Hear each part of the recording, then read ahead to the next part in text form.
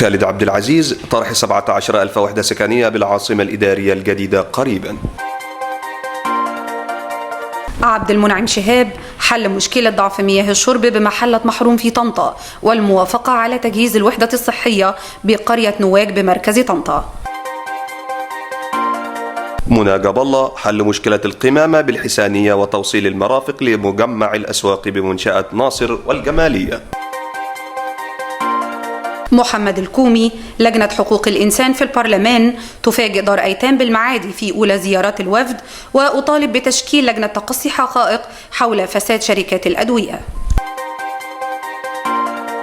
أيمن أبو العلا وزير الصحة وعد بزيادة العلاج على نفقة الدولة لغير القادرين بعد رفع أسعار الدواء. خالد خلف الله إحلال وتجديد مدرسة بنجع حمادي وقافلة طبية لأهالي نجع حمادي. سيف نصر الدين إنارة طريق بدشنا في قنا قريبا. محمد حلمي توصيل الصرف الصحي ل13 قرية بكفر صقر في الشرقية. إيهاب الطماوي يفوز بمنصب أمين سر لجنة القيم بمجلس النواب. ونادر الشرقاوي يلتقي ممثلي المصريين الأحرار بالدخيلة في محافظة الإسكندرية. منى جاب الله تتواصل مع المسؤولين لمنع نقل السوق الأحد بمنشأة ناصر والجمالية. أشرف جمال التواصل مع محافظ المنيا لحل 4 مشاكل للأهالي.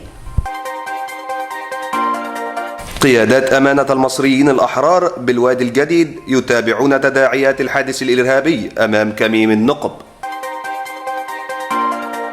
داود سليمان يوجه سؤالا للحكومة عن تدابير حماية المناطق النائية مثل الوادي الجديد.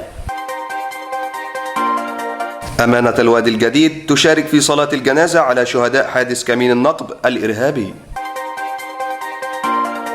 محمد الدامي إحلال وتجديد محولات الكهرباء وتغيير مسارات شبكات التيار العالي بالدلنجات، وإحلال وتجديد مسجد عزبة شوبك القبلية. سلام الجوهري يتقدم ببيان عاجل بشأن حوادث الموت المفاجئ للماشية بزفتة.